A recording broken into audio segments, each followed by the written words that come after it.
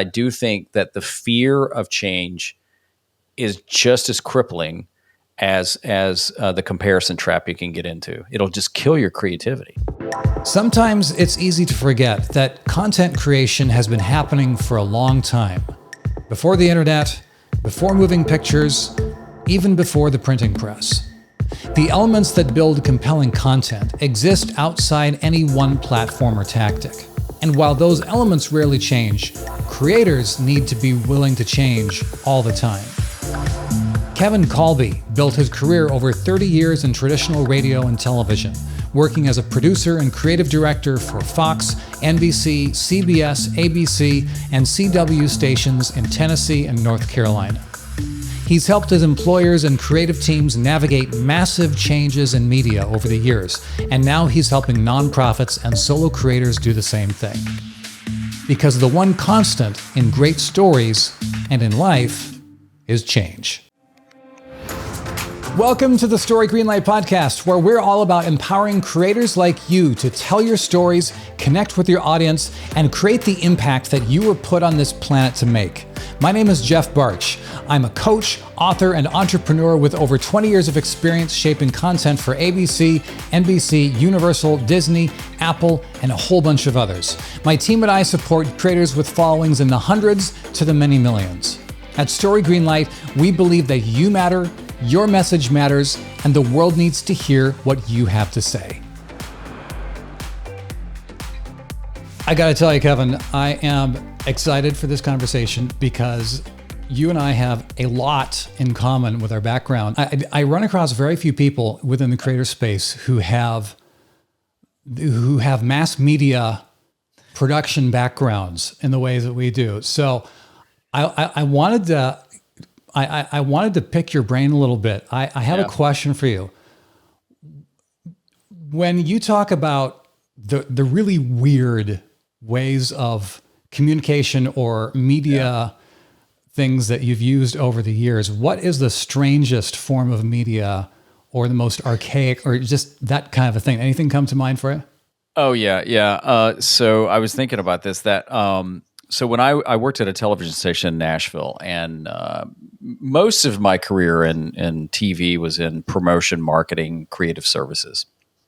And so our voice guy was in Atlanta, and we were in Nashville. And so when we would write our copy, our script, we would have to call him up and we would have to read it to him over the phone, and he would have to lay the phone down like every other word and type it out. And there's nothing that will suck the life out of your copy than it's like on a very important date line. Hang on. On a very, wait a minute, did you say, was it Dateline? Oh. You know, and it would take forever just to, do that for 30 seconds worth of copy. And then he would have to lay the phone down and you would hear him read it, but it would be way off in the distance. And they would come back and go, "You think that was good?" "I hope so." And then it would go on a reel to reel. Oh. Which some people might never know. And we might get it like several days later. Oh, dude.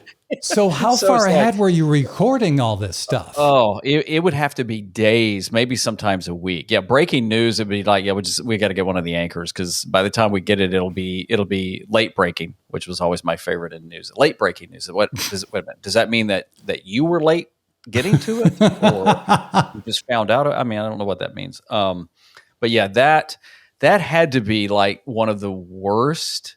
I mean, at the time, it was cutting edge. Yeah. But and here's the irony: our voice guy is actually we're friends now. Okay. He lives in Nashville, and he was. He did the best he could, but he was actually the voice for TBS and everything like that. But it was just like it was just like the worst system ever. Man, oh man. Ever. I will say the thing that comes to mind for me is when I was first getting into the entertainment industry as an assistant video editor, as an assistant editor for my first gig. And the Avid Media Composer systems, the edit bays were not connected at all. So it was all local. It was all local drives, and you had to hot swap these great big monster brick drive things, and we literally had to figure out, okay, what elements have to stay on this system and what elements have to be copied over. And so we take the copy drive and we take it out and we walk down the hall to the next edit bay, and we drop that into an open slot in bay number 2, and we called it sneaker net because we were walking up and down the halls. But I will say, I will say, I had a moment just this past week where my wife and I were talking about videotape, and we looked at each other and we knew that our 6-year-old has no earthly idea what videotape is. Magnetic media, what? So I pulled out some of my archive material, some of my raw stuff here. Oh, get out of that. Oh, yeah. I have a DVC Pro HD. I've got a stack of those in the closet. This is a legit, well, if you're only hearing this on the audio version, you should go over to YouTube, because this is some show and tell here. This is some vintage high-end digital stuff here. But that was after I had quote unquote arrived. And because I grew up recording mostly on these guys on a cassette tape.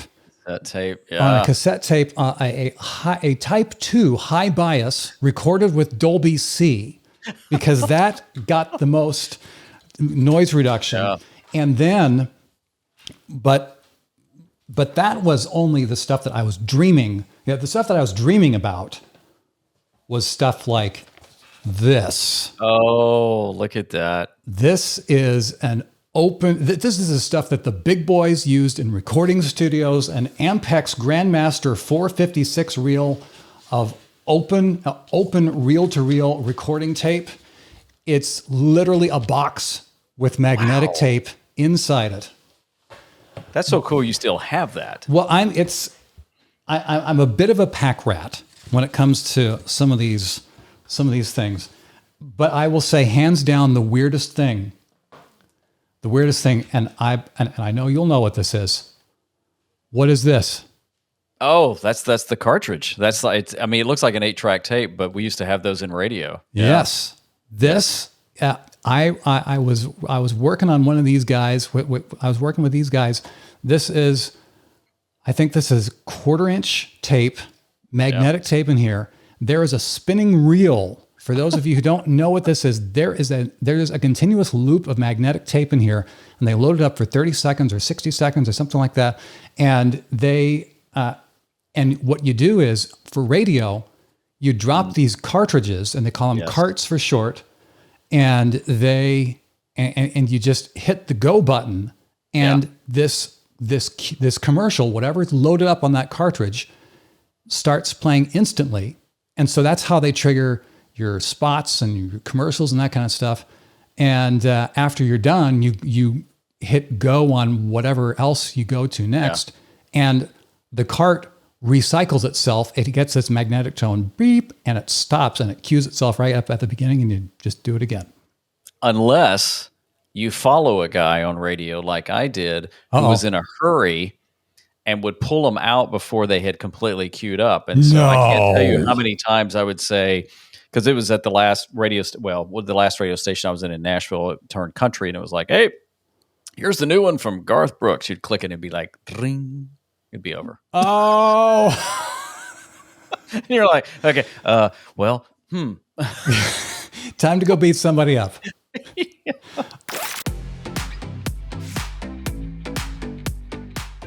Okay, so I've been doing some snooping on your background, and I happen to know that you started out with a stack of 45s. Yes. Doing your own home DJ show. Yep. And it went up from there. How did you get started in content creation?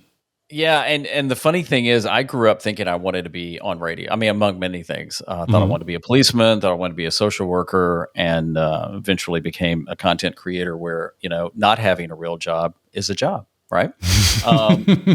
But I don't know. I was always fascinated with it. I mean, there's nobody that I can remember that's in my family. I'm an only son. I have no brothers and sisters, which I've always held against my family, but that's a different podcast. Okay.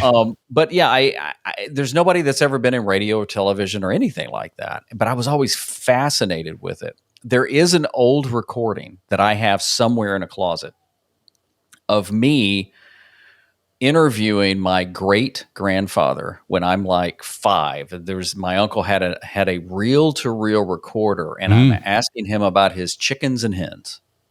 So some point around that point, evidently I'm like, hey, this is kind of cool. I've always been a TV guy, always loved that type of movie and TV. So it was one of those things I just wanted to do. But yeah, I would play DJ in my bedroom. I had a stack of 45s. I don't even know what I used for my mic, and I would just roll my stack and pretend like I was on the radio. And then finally got a chance to be on the radio as I started college. A friend of mine, a guy I got to know in college, worked for a local radio station. You'll know this. It was a daytimer. Okay. And it was a low watt AM station, gospel station. Okay. And we would only play music when the preachers didn't have the money.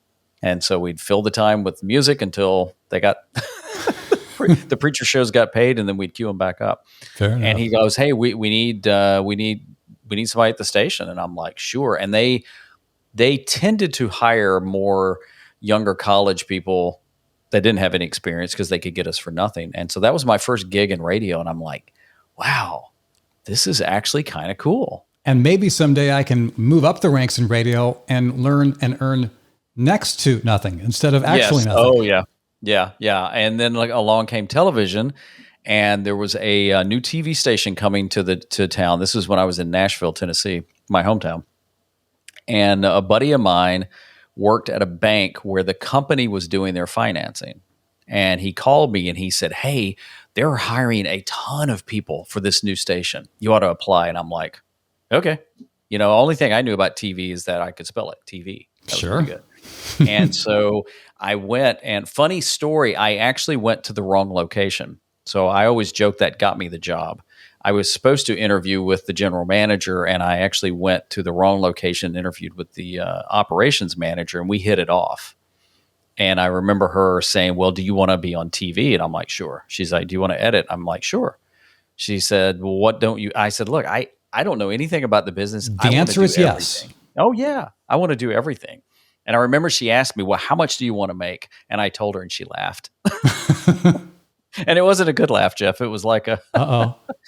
And so when she told me how much I think at the time it was like $14,000 a year. And I said, well, I can make more than that doing overnights at the radio station. And she said, well, then you've got to decide what you want to do. And I said, okay, I'll take the job.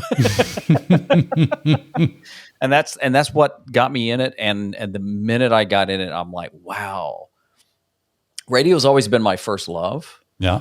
But man, when you started mixing then the visuals with it, whew, that was fun. And I just feel like I've never stopped learning. It's just everything changes. Everything's kind of cool, new platforms. And I get it. I love it. I absolutely love it. So, I mean, and that for sure, I mean, we are right in the thick of change, even as we record this. I'd be curious to know what was your role at this TV station to begin with, because you'd said, I want to try it all. I want to learn it all. And I know that you ended up in creative services and marketing. Yeah. So how did that connect? So when I started, my first job in television, believe it or not, was a promotion manager. I mean, and that was a very, very small station. True story. The company that owned the stations, they would buy warehouses and convert them, because just in case the television station didn't work out, they figured they could flip it then as a warehouse. Hey, they were that confident. Hey, there you go. And so I was a promotion manager, and I had one employee, which is a graphic artist. And I ended up, do you want to learn how to edit? Sure. Do you want to? And so I ended up just kind of defaulting doing everything. And it was a pure independent at the time. So we had 2 movies every night, and we'd have to, edit them and edit for promos and things like that. And I was learning all this. And I remember taking my stuff to to TJ, the production manager, and I'd sit there and watch him edit. And I kept thinking, I think I can do this. And it was tape to tape at that point. Mm-hmm. And so he showed me, okay, you do this, this, and this. And I'm like, okay. And that's when I kind of started editing and thought, wow, I like this. Long before nonlinear came in. I have to break in because I know you were probably cutting on one of these. Oh, 3/4 tape. Yeah, 3/4 tape. Yeah. Yeah. Oh, man. This here, if it'll focus, U-matic, 3/4 inch Sony U-matic. Yes. Those things are beasts. I still have in the closet one of my earlier demo tapes. Ah, yes. Yeah, it's amazing. But yeah, I loved it, but at some point I thought, I wanted to do more and be like, kind of at a real station, if you will. The irony is, and talk about things coming full circle, is that station became one of the first groups of Fox stations. Okay. When Fox Network came on. In fact, I got to fly out to LA and be part of the kickoff, the launch when, who was it? Was it Garth Ancier and Barry Diller and all these guys were there, and they're painting this picture of where this network's going to be. And I remember getting back and looking at my general manager, and I said, I don't know if this thing's going to make it, but they've really got a good plan. And cool. Then years and years later, my last job in television was a creative director at a Fox station. And I thought, how funny. But from there, I just, I would apply at the other television stations, and I got a job as a promotion producer, which pretty much, you're working with news a lot is what I did. And moved on to almost every station there and ended up as a senior producer at one of the stations, and then had a chance to move to WREL in Raleigh, North Carolina as a promotion producer, then became a senior producer again, on-air promotion manager. And then we had a Fox station and moved over there as the creative services director. And it just, and that's what I did until that position went away. So creative services director. Yes. Is what all does that entail? Because you had a team, you were managing a team, and you guys were doing all sorts of different things, I can imagine. Yeah, and we were a unique station, the Fox station we were at, because we had a sister station that was a dominant news station, and so we were more entertainment focused, which I kind of enjoyed. So when they called and offered me the position to move over, I got to move within the same company, so that was nice. But it went from like news focused to entertainment focused, and I'm like, okay, this is going to be great. So we were not only in charge of promoting the station on air and off air. So like if we did radio commercials or cables or billboards, my department created all that. But we also did programming. For 3 years, we produced our own local music show that ran in tandem with American Idol. And the first guy that won it actually got signed to RCA Nashville. And so that was fun. But we would also work with our sales department, because we'd have clients that would buy commercial time. They didn't have a commercial. We would work with them. So we did a lot of things like that. Then we did our own events. And so it was literally like being an advertising agency for the TV station, on air, off air. And I think at our highest point, there were 12, 13, 14 on the team. And we cranked out a lot of just great stuff. I mean, I was very blessed to be surrounded with people that were far more creative than me. And it was just fun to be around them. That sounds amazing. Oh, it was great. So that position ended. How did that happen? Yeah. So with a lot of companies, media continues to like just shrink and shrink and shrink, and get owned by fewer and fewer, bigger companies. Yes. And honestly, we were one of the dinosaurs. We were one of the few family-owned television stations left in the country. I mean, there's a handful here and there. Mm-hmm. And all of the properties that they own are all in North Carolina. They own some radio stations. They actually own the company owns the Durham Bulls. If you ever heard of Bull Durham, they own that baseball team. They own they own the team. It's obviously owned by Major League Baseball, but yeah, I knew the positions were going to be eliminated at some point just because of the way the business was going, and they were when they eventually combined both stations, and then you had two of everything. You had two general managers and two chief engineers, and who gets the boot? Point, yeah, and it just doesn't make sense to do that. So I told my wife, I said, it's just a matter of time. They had cut my staff in half. We were getting less to do, and it was hard to keep them busy and motivated. And I just knew it was going to happen. And the day I walked in, and this says a lot to the owner of the company. He's the one who actually came and told me, and we had a great relationship. And he was like, "Hey, I hate to do this, but we're going to have to eliminate your position." And we talked about the severance, and he said, "Is there anything else I can do for you?" And we always had this running joke. And I said, "Well, if you feel that bad, you can get me a Hummer too." And he said, "No, I don't feel that bad. Sorry."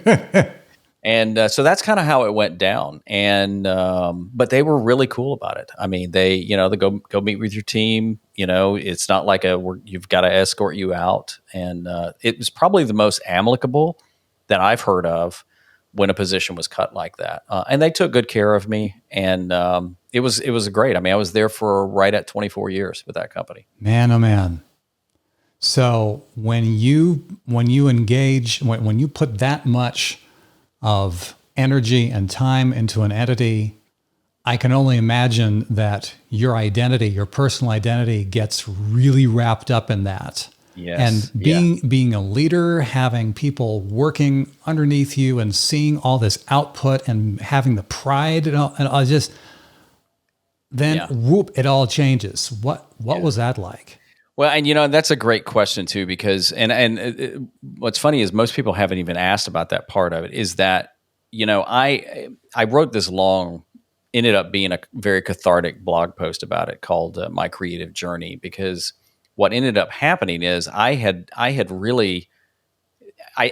did what I preached you shouldn't do. I let your job define you. Uh-oh.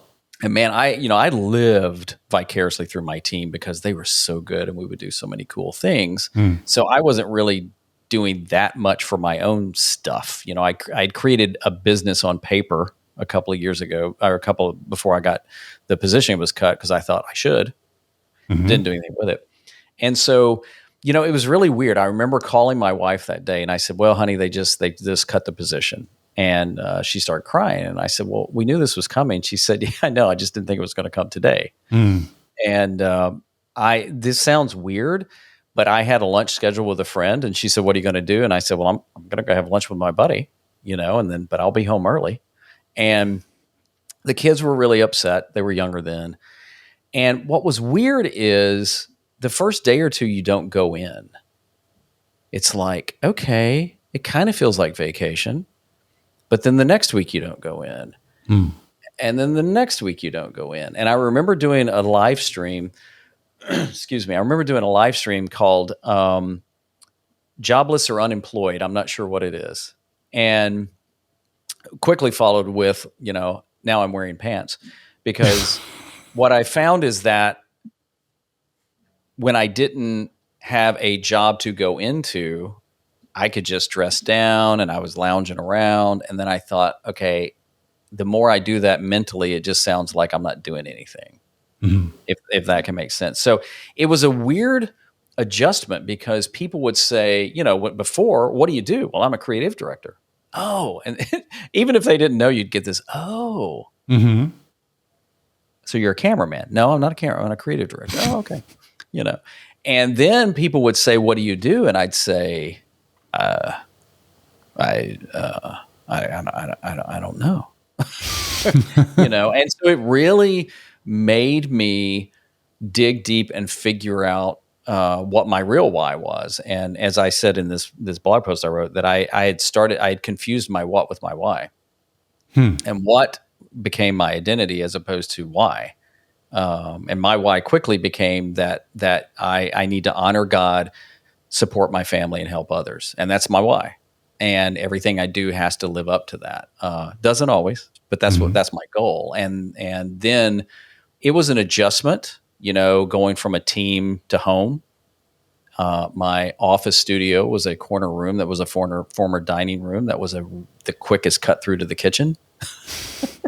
Yeah, you're trying to do something, and here comes everybody to the refrigerator. It's like, hey, Dad's trying to live stream. Hey, Dad, On a call with a client. Don't mind me in the background. Yeah, but you know what? I'll be honest.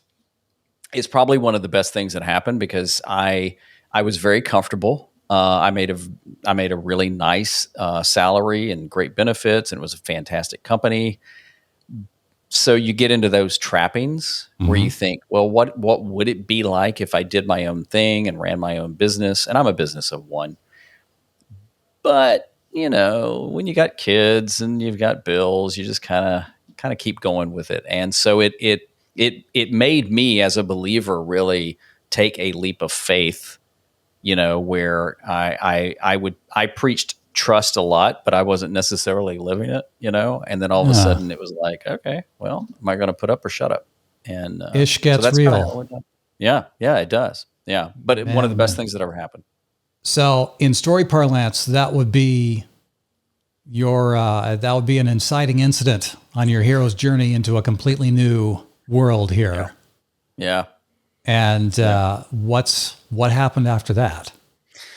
Well, the funny thing is, I say funny thing a lot, and it's not funny. So there was a friend of mine that was in radio for a long time, pretty prominent. And his position, well, he retired, and they kind of went a different direction. And I remember him saying to me, I wish I had been buying equipment and doing things before it got to that point.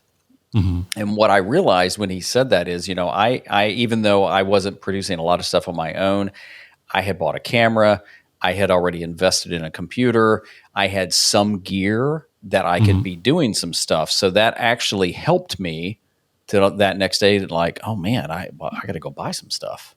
I got to figure this out. And, what was amazing is, truth be told, after that, I had several people say, oh, you're going to get back into TV. They're going to be knocking down your door. And I started believing that. And even though there's a little part of me, it was like, but I don't want to go back. I don't want to get up on snow days and go do snow reports. I want to stay home. No. And so I thought, well, okay, we'll see. And so I applied at a few jobs, a few stations, and nothing ever happened. Okay. And I applied at a couple other things. And sometimes you get a call back, sometimes you didn't. And how I took it is, and I remember saying this to my wife, I'm going to apply for this next position. I think it was at a creative director at another station, in another state. We didn't really want to move, but and I said, if I don't get that, I'm going to take that as God has shut that chapter because He's got another one planned. And I didn't get it. But what was interesting is I was getting a couple of nonprofits that we were connected with saying, hey, can you help us with some video? We need to tell some stories. We need to do some fundraising videos. And I'm like, well, yeah, I can do that. And that started happening at the same time. And I was like, okay, this is kind of cool.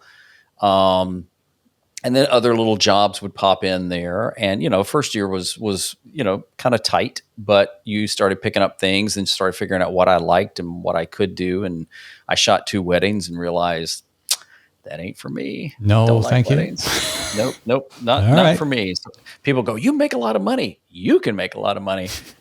I don't have any stress level until it comes to that. And so that's kind of how it started evolving. And like I said earlier, I already had a business on paper. So I'm like, well, that's what I'll do. I'll just be my own business and figure it out as I go and dive more into creating content that I love to do and maybe figure out how to, create it for other people as well. And so that's kind of how it evolved into that.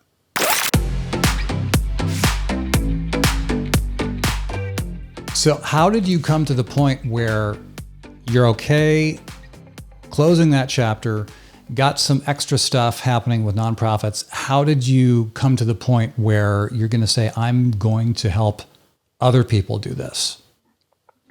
Well, it's a great question. It may be a lot because the doors kept shutting. Again, I think, and this is not anybody else's fault but mine. But when people keep telling you that, oh, Kevin, all these stations are gonna just line up because and I had a decent resume. I don't say that cocky. I had a decent resume. Sure. But when that happens, you start thinking, well, yeah, I mean, why wouldn't they want to hire me? Well, the truth is they didn't want to. Somebody else was cheaper. They went with somebody else internal. And I did end up telling one station, he said, well, we're going to go with an internal candidate. And I said, I'm glad you did, because I think that speaks highly to you. And if you don't, then you've got to deal with that with your team. Here's somebody you've been grooming, but not yet, quite yet. Right. So, I think it started taking care of itself when I started realizing that all these other things I was chasing were not real and not opportunities. There was another local station, and I think this may have been a defining moment too. And they had an opening for a creative director. And I got to know the general manager, went to lunch a couple of times, liked the guy a lot. And so he said, well, I ended up applying. And I remember we went to lunch and he said, Kevin, are you sure you really want to get back into television? And I said, sure. And he was like, really? He said, because I'm telling you, if I got out, I don't know that I'd want to get back in.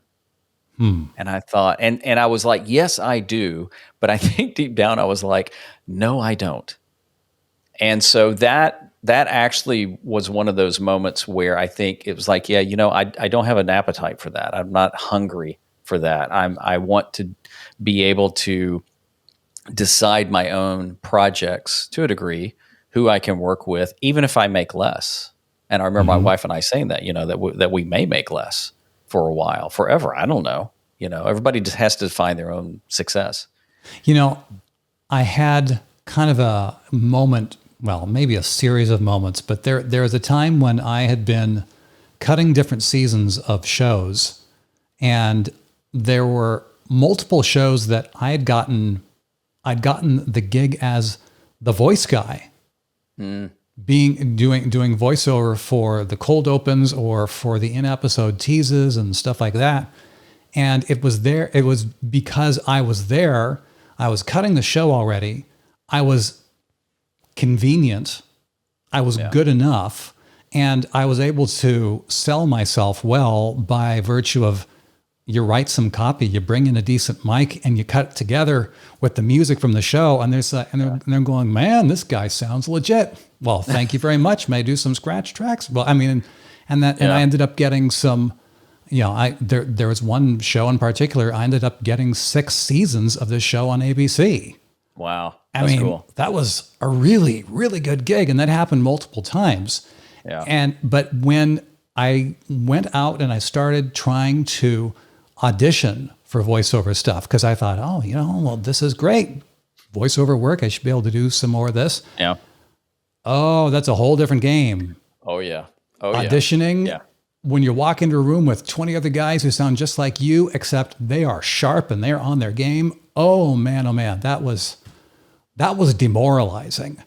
And I could feel for sure, as I didn't want to be the guy who was putting my security or putting my capability of making things happen in the hands of the casting director, where I had zero control.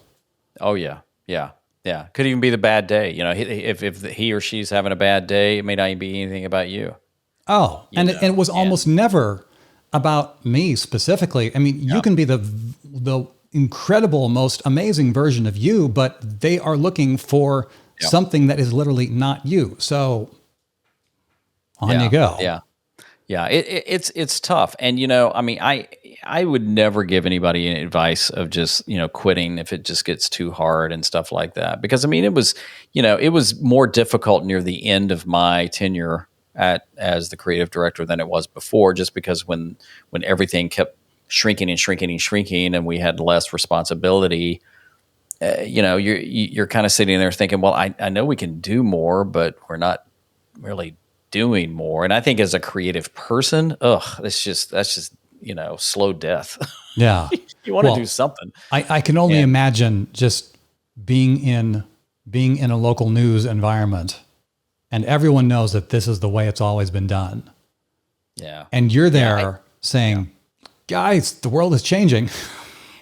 They say, yeah, but this is how we do it. Yeah. Well, and I did get that a lot when I came in, because I walked into a station that had been around forever, and I'm the new guy. And I'd say, well, hey, why don't we try this? And they'd say, well, but we always do it this way. And I would always say, but why? And they would go, I'll get back to you.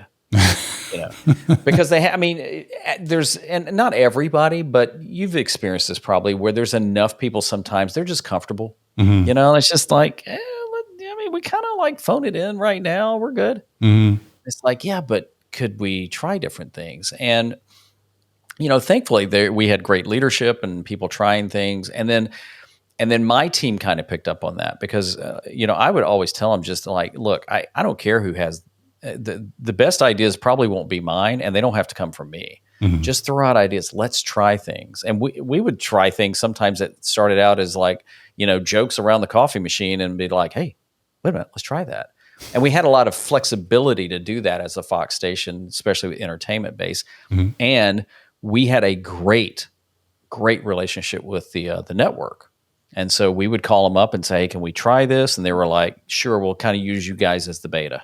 Okay. And so we got to do a lot of things that probably some other Fox stations were like, how come we don't like you anymore? I'm like, well, have you asked? Well, no. Okay, well then, why'd you ask?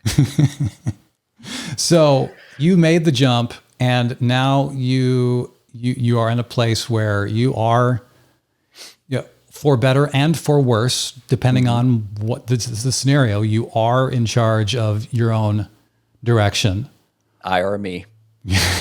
And how is that? What's happening right now? Well, and the funny thing is, I found out. So I've heard people say this, that I don't say this arrogant, but I do believe I'm very creative, but I'm not a very good business person. And there's those things where it's just like, ugh, really? My oldest son, have you done your taxes yet? No, stop asking me. I'll do them soon. When are they due? And so there's so much to learn and do, and so many mistakes to make. And so I think my gut is I leaned into what I was comfortable with, like editing. That's another thing I think we've got in common, even though you're probably way better at it. But that joy of putting something together and creating. Yes. And then I found that I love working with nonprofits. Now I've had some people say, well, they don't have any money. And I'm like, well, sometimes they do. And sometimes it's just not about that. But you're changing lives. And so I really enjoy that. And I've been able to help some nonprofits and stuff, and actually some media companies now have over time. So, at some point I've tried to transition to, I want to do less hands-on for clients in terms of actually producing for them, but maybe more coaching and consulting them and helping them figure out ways to do it. And then kind of be creating content for my own. So it's still evolving, I have my own space. My office studio is a renovated bedroom. But it works for me. And I know enough to be dangerous, so I can have it set up where I can immediately turn the camera on and hop on a call, record a video, live stream, or do something like that. And with our life, our older ones are married, not in the house. So that's, when everything happened and everybody was working from home, I'm like, hey, I was doing that already. Here we are. My commute to work is just walking up the steps. Yes, indeed. So you have your work that you're doing for your nonprofits and for other brands, and how does that relate to what you're doing with YouTube at this point? So it's funny because I had been using, well, I mean, we were using YouTube as a television station, but like probably most people, it's just like we were just throwing our stuff up there. Here's a promo, here's a news story. Yeah, go. We probably never even told anybody we had one because nobody did at that point. And so I found myself that I knew YouTube was a big thing and I loved it, still do. But I was just kind of all over the place. But I knew the potential of YouTube. I knew that it was a great place to be where you could put things out there that would live for a long time. People could find you. You could connect with people around the world. Yeah. But I wasn't really serious about it. And then my channel got audited at a conference by the guys that run vidIQ, and they were really nice. They were like, "You seem like a nice person, but your channel doesn't seem to have any direction and focus." They told me what I needed to hear. And so I realized at that point that if I got focused about it, there was a potential for sponsorships and brand deals and affiliate marketing. Like, that is a thing, and then eventually AdSense, which, is pennies on the dollar. But then that has opened up the door to do other things, to work with other creators and nonprofits and businesses, helping them get set up more in the online space, where they weren't even thinking about that. And so that's kind of how that transitions now. So I look at everything I do, from a podcast to my videos and stuff like that, as a way to help people, but also as a way for somebody to go, well, maybe we ought to talk to him. I haven't written a book yet. I'm on my I'll write one this year, and that just rolls over to every year. I have an idea, I just haven't written it, but I can't tell anybody how to write a book because I haven't written one. Mm-hmm. But I can talk to you about, editing and the power of video and live streaming and how to set up a home studio. So it's actually helped me help others that way. So that's kind of how I see my business. I do love helping beginners, probably more than anything. I don't know if you've encountered this, but sometimes when the pros are too much of the pro, it becomes like a country club. It's like, well, I'm a pro. Well, and I dare you to impress me because we know all the things. And yeah, right. Yeah. And I'm like, look, I'm still learning everything every day. So, I am a professional, but I love to see people's eyes light up when they're like, oh, I didn't even think about that. And, and you get the thank yous and the questions, and it's like, that's what I love. Just the connecting with people around. I did a live stream the other day, and the first guy in there was like, "Hey, I'm watching from the Philippines," and I'm like, "Yes, you are." Yeah, it just blows my mind. So how has the messaging? Because there are a lot of creative people. There are a lot, especially folks on YouTube, who say, "I'm just going to create for me. I'm just going to do my thing. I'm going to do what feels right." They may not actually say, I need a niche, or I'm too diverse to be defined by a niche. Frankly, I think that mentality is most likely to happen in people under the age of 30. Yeah. In my experience. Yeah. But the need to dial in one's messaging and focus one's direction is real. Oh yeah. How has that changed for you? Well, I go back to my channel getting audited. So I was very inconsistent. I mean, I think like in that year that happened, and this was going back now a couple of years, I guess, that January I uploaded one video, which now, we could have a whole discussion about how often it's not, I don't think there's, in fact, I just watched a YouTube video today from Creator Insider saying, it's not about the number of uploads, but I was just kind of, I'll just throw this video up there. And it was a video I did for, a family member. And then, it was just all over the place. But yet I was asking people to subscribe because that's what you do. Right. And then it was like, why would I subscribe to me? Here's a commercial you did. And then here's a vlog about wearing pants. And then here's a family thing. And I don't need that kind of, that's what you get when you're clicking through. Right. I don't know which Netflix show I'm going to watch. I don't like any of these. And I think it was when I realized that I knew enough about editing and I knew some things like that I can do some videos and show people some things. And so that's kind of where it helped me transition to helping people more showing things. I still will bust out a vlog every once in a while, or just feel like, hey, I need to throw out some inspirational stuff there. I mean, I'm 60, and I've never really thrown it out there, because to me the age is not a big deal. But more and more, I'm like, and I have a younger audience, probably because they think I'm Willie Nelson. I haven't told them yet. And so it's like, well, I almost have an obligation to teach and help. Yeah. So that's why I agree that if you're just on there and I'm just going to do now there are some guys on there, and I know some of them, that one of my good friends he's like, I'm not a YouTuber, and he's got a decent sized channel. I'm just documenting the journey. If people want to watch, that's fine.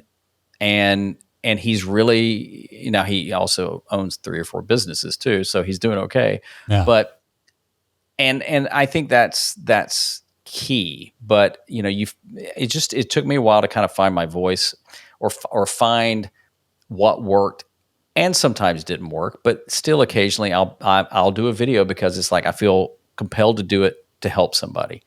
I always try and go into it though. It's like, what's the point of the video? Why would anybody watch this? Sometimes I miss horribly, and then sometimes it connects when you don't even think it will. That conversation is very active in my mind as well, in terms of, okay, well, what is the real core of what we're doing here, and who are the people who are the most likely to benefit from this? Yeah. Yeah. And just giving yourself the freedom to say it's okay to change. Yes. Yeah. And I'm glad you said that. So there's a friend of mine. She's also a client. I've produced a bunch, well, actually all of her online courses. And she said to me once, and maybe we don't talk about this enough, or maybe I've painted the wrong picture too, is that, she said the one thing, and these are her words, not mine. The one thing I admire about you is that you're not afraid to reinvent yourself and change. And now I think you can go to an extreme, where it's like, today I'm a cook. No, wait a minute, I'm a mechanic. No, wait a minute, I'm but I think too often though, it's like, well, I only can be this one thing and never ever do anything else. And I remember a video that Peter McKinnon did a couple of years ago. It's I've kept my favorite, where he talks about, I don't think you should ever put a limit on your creativity. I don't think you should ever just set parameters, set rules saying, I can only make this. If you start chasing the algorithm too much, and you start like, well, I can only do this, and I can only do this, and I can only do that. Well, I mean, then you're not really, I don't think, giving into your gifts and trying to grow and change. And it's okay to change. I mean, you said it. It's okay to change directions. It's okay to reinvent. It's okay to tweak. To just say, hey, I don't like vertical video. There, I've said it. Even though I'm playing with it. You heard it here, folks. Yeah. I actually put a subtitle on my name the other day. It said a landscape dude living in a vertical world. But it's one of those things where if I feel like if you're not always looking to grow and possibly open to change and reinvention, it just gets stale. Yeah. And I know that there's those guys out there that know YouTube far better than me that will say, you find the one thing and you just keep leaning into it and you just keep replicating that over and over and over and over. And I'm like, no, I can't. I can't. I don't want to just keep doing the same thing, because there's so many different ways of helping people. There's so many different ways of doing other things. And then you take the things you've learned and you share that as well. So I don't know if I'm answering the question, but I'm glad you said it though, because I do think that the fear of change is just as crippling as the comparison trap you can get into. It'll just kill your creativity. Yeah. I'm blown away at how often the idea of how you tell a story, what story structure is, the idea of a character who wants something, overcomes obstacles to get it, and experiences transformation as a result. The goal of any story is to see change. Yeah. And how on earth are we going to be living our lives as a story and say, oh, well, I can't do that because I would be changing. Yes, we're supposed to. Yeah, yeah. No, and that I never thought about it that way, but that's great. Yeah, I mean, what a horrible story if nothing ever happens to the character. It'd be like, well, okay. I mean, yeah. So it's I think embrace it and roll with it. I think it's it's easy to get caught up in the things that don't matter, the metrics and so. I mean, I joke with a friend of mine. I wish I could go to my YouTube Studio app and like not look at things just to get to the comments. Yeah. It's like, I don't want to look at all this. I'll have my hand up like this, block it. And it's like, okay, okay, I'll answer that and then I'm off. Because you're like, yes, subscribers don't matter. Oh, look what I am today. And then you start doing that and playing that game. I think of movies I watch and TV shows and videos online that, have some meaning to me. And it's, I mean, one of my favorite channels used to be Great Big Story on YouTube. And oh my word, I hate that they don't do that anymore because the stories in there were absolutely so good. Sometimes unpredictable. Sometimes it wasn't, it was the thing under the thing. I'm trying to paraphrase your there you go. Yeah. But it was, and I mean, that's to me what makes life enjoyable. I go back to Peter McKinnon. I mean, he's probably earned it, but there's a variety of videos on there. And I like that better than just, oh, well, here's another Final Cut tutorial. Oh, here's another one. Oh, there's another one. Oh, there's another one. Because to me, that's when it starts becoming vanilla. Mm-hmm. Dude, so good hanging out with you. People want to connect with you. Where do they go? Best place would be my media hub is kevinkolbemedia.com. That's where my podcast and videos and I think all 4 blog posts live. They can leave a voice message there. They can sign up for the newsletter or also kevinkolbe.com. But really my media site. And then YouTube is just youtube.com/kevinkolbe. That is our conversation today with Kevin Kolbe. I had a blast hanging out with him, and I hope you did too. I would be curious to know, how have you experienced change in your own content creation journey? Drop a comment if that's an option for you where you're seeing this, or a voicemail at the link down in the show notes, and I would love to hear your stories. And if you're a creator who wants to engage in a new level of impact with your own content, then you should definitely join us in the Green Room. It is our private community here at Story Greenlight that's all about helping creators like you tell your stories, connect with your audience, and get things done in a community of smart creators like you. There is a link in the show notes or the video description where you can get a full month for free. Check it out, see if it's the right fit for you. And again, check out that link for a full month of the Green Room for free in the show notes or the video description, and I will see you there.